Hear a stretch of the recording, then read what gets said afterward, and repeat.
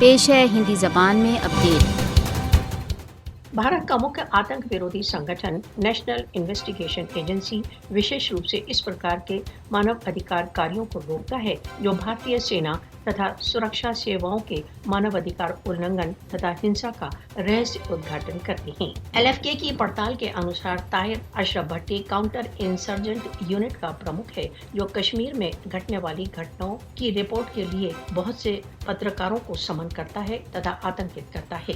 भारत सभी 4 जनेवा कन्वेंशनों की पार्टी का एक भाग है तथा अपने डोमेस्टिक लेजिस्लेशन में उसने जनेवा कन्वेंशन एक्ट 1960 को सम्मिलित किया है। एक्ट भारत को अंतर्राष्ट्रीय मानवीय कानूनों, सिद्धांतों तथा संधियों को लागू करने तथा उनका सम्मान करने पर विवश करता है।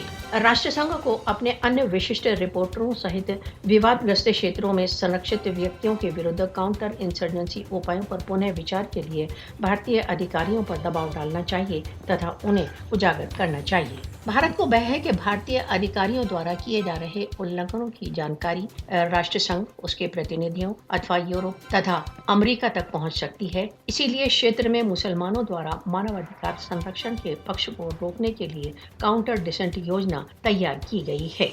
पत्रकारों तथा मानवाधिकार संरक्षकों को अपने व्यावसायिक कार्यों को करने से रोकने के लिए भारत द्वारा अवैध रूप से अधिक जम्मू कश्मीर में पत्रकारों तथा मानवाधिकार संरक्षकों को अनुचित प्रकार के साधनों तथा उपायों से रोका जाता है। पत्रकारों तथा मानवाधिकार संरक्षकों आसिफ सुल्तान, खुर्रम परवेज, काजी शिबली, इरफान मलिक, गौस बानी, फहद शाह को विदेश यात्रा से रोका गया। जाहिद रफी गोंडा, गिलानी, खुर्रम परवेज, शब्बीर हसन तथा सना इरशाद मट्टू को पासपोर्ट से इनकार किया गया।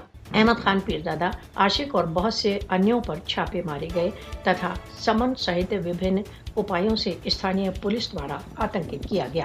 भारतीय सरकार ने संपूर्ण घाटी में सार्वजनिक आदेशों के पालन के नाम पर राज्य के सुरक्षात्मक उपायों को कानूनी सिद्ध करने के लिए कॉलोनीवादी कार्यविधि का आश्रय लिया है।